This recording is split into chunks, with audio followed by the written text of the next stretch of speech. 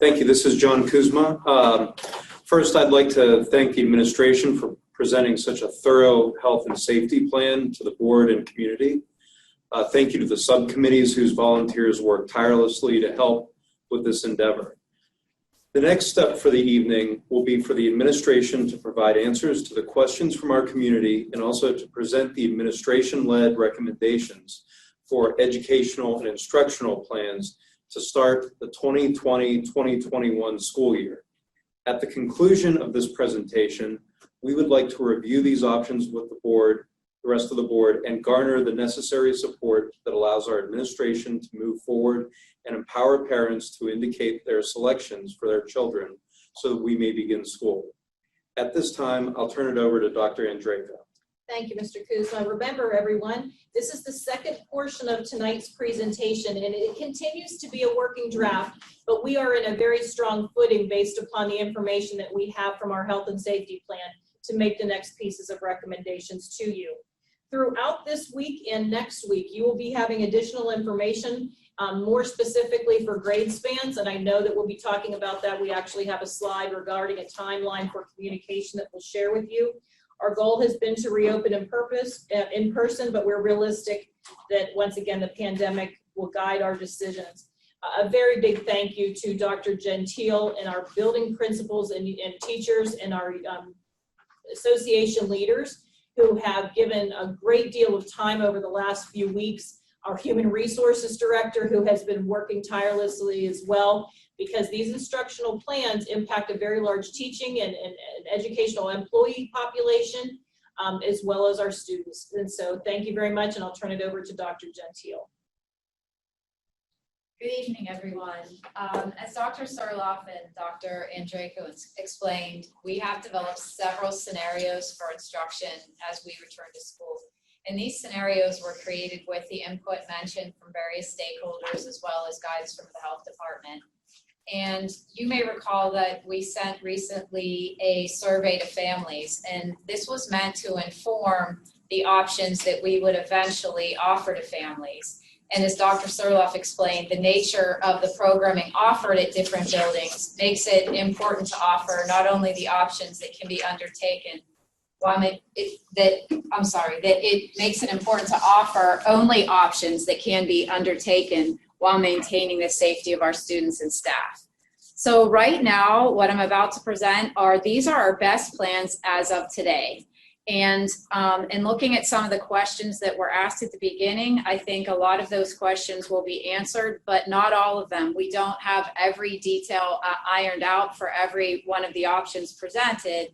However, what we're going to present tonight should give people a pretty good idea of where we're headed, and we don't anticipate major changes to these plans as we move forward. However, as we know, things do change every day, so there may be changes that will occur.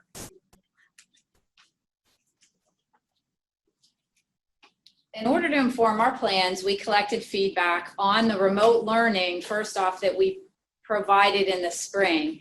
And overall, that indicated that parents were generally satisfied with the remote learning that was provided, considering the quick transition we had, that things happened very quickly, and that we really weren't prepared for such a closure, and that the teachers really did their best to provide a good experience for the students. When we asked for suggestions on how to improve this experience, should there be a shift to full online learning, these were some of the themes that emerged. So as was mentioned a little earlier in the presentation, the continued use of QB teachers and curriculum when possible is really important. More synchronous live learning, those were two really big options that we really needed to think about. And schedules for students that resemble regular schedules, flexibility with options, options for better socialization when possible with peers, and being able to have different plans for elementary and secondary based on the needs of those buildings, increased instructional time, grading practices that would reflect our normal regular practices and that better reflect mastery of material, and then if we could provide additional parent resources and communication. So these were all really taken in consideration when we developed all of the options and the scenarios that we're about to explain tonight. One of the questions that came up quite a bit is, will online learning look the same as it did in the spring? And the answer to that is no. Obviously, we're taking into account all of the things that I just mentioned in the previous slide, and it will be more closely aligned with typical school expectations to the best that we can. So that would include, as I said, amendments or changes to the grading assessments to make them similar to what we have in normal, regular practices, the schedules, the increased of synchronous, increased rigor with our expectations. And now that we have additional access to technology and we've provided teachers with professional development, and we will continue to do that throughout the course of the year, we feel that we can adequately and really offer a very robust and strong option that builds off of what we started in the spring. In thinking about the models that we're going to discuss, it's important to understand that there are really, even though we do ask for input and we did use that to develop these, really what's guiding our decision making is what is safe for the children. So if COVID rates are high, then we need to move towards more of an online situation as opposed to when they're low and it's safe for traditional instruction. And that goes in line with our ability to distance. So in certain buildings, the ability to distance is different. And also in the scenario, like Dr. Surloff talked about, the ability to cohort students. When you can do that, then you can distance children more safely than in situations in the secondary where those cohorts don't always exist. Since the physical structure of the buildings are different, the plans look different, but our goal is obviously to try to return to traditional instruction at some point whenever it's safe to do so. So even though in the survey there were a number of different scenarios that were presented, it really comes down to these two options that parents will be asked to make one of these two options. One is if you feel that you are comfortable sending your child back to some form of on-campus instruction, you would choose option one. That may range anywhere depending on our ability to distance and the ability to keep kids safe, from all 5 days to maybe even just 1 day in the schoolhouse. And we have narrowed down the options that are available now based on that safety. But anything that considers some type of an on-campus instruction would be in option one. If parents don't feel comfortable with that option, then they would choose option two, which is full-time online instruction. And in developing that, we tried to keep in mind the suggestions that were presented as far as more live instruction and some of the other things that we have talked about. So those are really the two options that we will be asking parents to choose from. And before the parents have to choose any of these options, tonight we're giving you an overview of what we know as of right now. And when we will give you a timeline, but when you're asked to make that decision, we will have follow-up information that will very specifically outline everything that you need to know in order to be able to make that decision.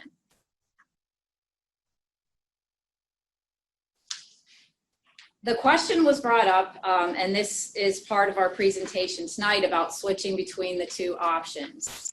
It's important that we try to maintain some level of consistency, and the 12-week is when we have our grading periods. It's important for us to be able to maintain that, because if students are switching in and out of these options, it's difficult to know whether or not we can safely maintain the distancing. So we're going to build these options based on what the numbers are and the numbers that are reported to us from whenever the parents decide what they want. So that's not to say that we can't be flexible with that. Obviously, there may be things that come up, certainly if a child is ill, or other situations that may arise that we would consider on a case-by-case basis. But generally speaking, in order for these options to work, we really need to know that parents are willing to make a commitment to one of these options. So this is the tentative timeline. And by the way, all of this PowerPoint will be posted, and we will have plenty of other follow-up documents. So if for people that are following along, that all of this will be available for you after the presentation. We are currently deciding on the details related to these options, and we have some of that figured out. We've been having meetings with teachers, one of which just took place today. We had a great meeting with some of the teachers that are teachers representing the middle school and high school regarding the specifics of how to really make these things work. And that will end on the 29th.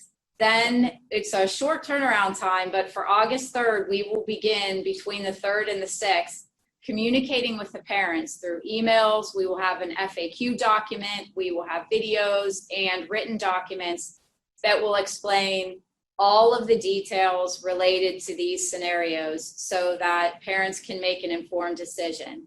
Then beginning August 6th and the 6th through the 9th, we will have a registration or a survey sort of registration open to parents where they will then choose the option for their child. And then that will give us some time to plan based on what the results of that are, and to right now the school year starts on the 27th or 28th, depending on your building. And as we mentioned, that may be something that is pushed back, but for now, those are the start days of school.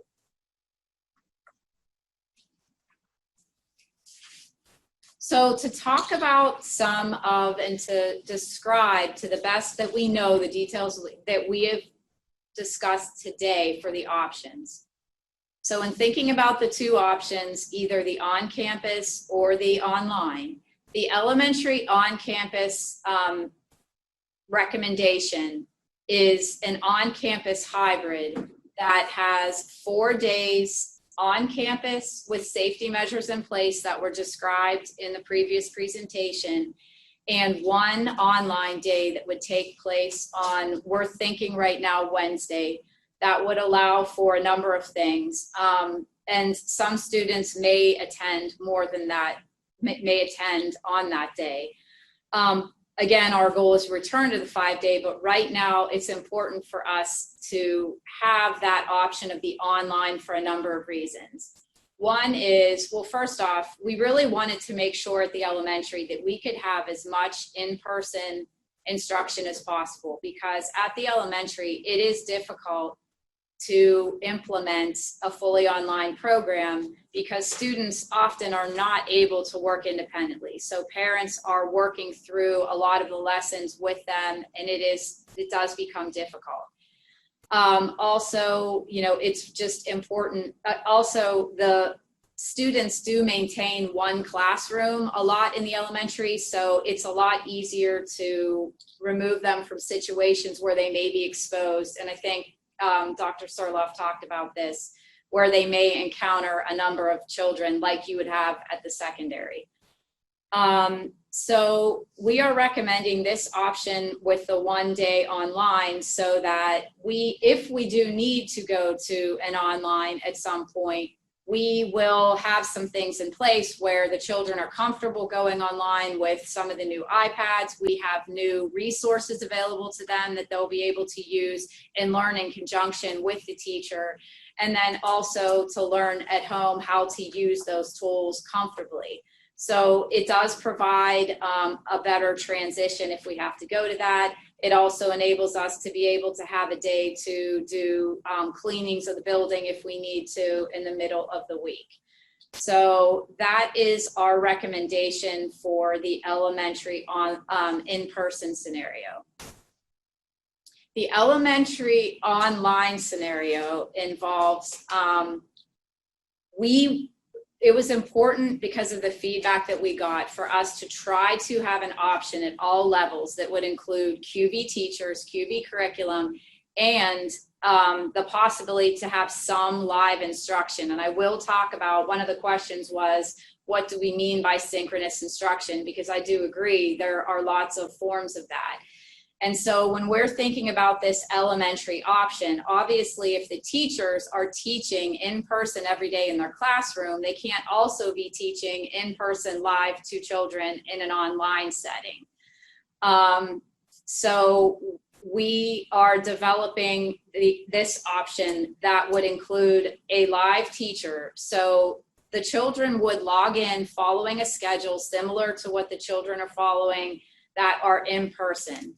And they would then be connecting with a teacher that would be a Quaker Valley teacher. It would either be a teacher that we have on staff currently that we would be using in that capacity, or if we don't have the ability to do that, we may need to hire additional staff to be able to provide that. But it would be following our curriculum. And that would enable those students to move back into an on-campus setting when that opportunity would be available for them, and there wouldn't be any issues with that type of movement. This is the option that we felt was best for the elementary students because it would provide a live teacher, and we would be able to have a set schedule for them to follow, because that was also important feedback we received from the parents. We are not at this point considering live streaming of the class as an elementary or secondary online option. We believe the options that we are proposing here are better for online instruction than simply just live streaming from a classroom. There are lots of different reasons why that isn't best, but really the research on online learning shows that there are ways that you can develop really good lessons for children online, and there are better ways to do that than just streaming a class. So that's the elementary option. I will now move on to the middle school options. So the middle school options, again, there's one in person and there's one option for remote learning. And this in person is a hybrid learning model for both the middle school and the high school. And at the secondary level, we determined that a hybrid model, that 4-day model that we're offering at the elementary is not possible at the middle school and high school, because we have to split the students in half. We cannot bring all of the students back and safely distance them. So when we split them in half, that creates this sort of on and off schedule that we're going to describe. So the students will be split into groups for that instruction to reduce the number of students in the classroom. And then they will follow a regular daily schedule for each class. And the scenario that we came up with that we discussed today, and the teachers provided input to this for the middle and high school, is that we would have 3 days of synchronous live instruction with the teacher online. And what we mean by synchronous live instruction is that a component of that lesson will be the teacher interacting live with the students using Zoom, and the ability for the students to, interact just like you would. So the teacher would be teaching the lesson, but the students would not be physically in the classroom, but the teacher could teach the lesson similarly to ways that they would if students were there in the classroom. And that would happen for 3 of the 5 days of instruction. And then there are 2 other days. One would be an in-person day. So half of the students would come in. So I will give this example. Say Monday, Tuesday, and Wednesday are the 3 days of synchronous. Thursday and Friday are the 2 other days. Half the students would come in Thursday for in-person instruction. The other half of the students would come in Friday. And then that would be flip-flopped for the other day would be the asynchronous online instruction. And that would mainly be work and assignments, projects, assessments that students would be doing on their own at home. We believe that this scenario allows for more live contact between teachers. So although the students are technically only in school for that one day, it allows for more live contact between the teacher and the students because there's 4 days of live instruction. It just doesn't happen in the school building. Other hybrid models that we've seen other schools offering and also that we've discussed really only allow for about 2 days of live instruction. So we felt that this option would work better. It's also important to note that when we're talking about, and I'm going to flip to the next slide, which relates to the online options for the middle and high school. Again, if we're going to offer an online option to our students that would involve our own teachers, our own curriculum, and opportunities for live instruction, again, the teachers can't be doing both at the same time. So the only way for this to work is to have a hybrid schedule like we presented. And those students who wish to participate only online would never come to school. They wouldn't come to school on that particular day that we've designated. They would stay home and the lessons would be completed, but they would still have synchronous interaction on those 3 days that we described with the teacher, with the students in their class. And so therefore a learning would be a combination of synchronous and asynchronous. Again, it would not be a live streaming of a class with students in it.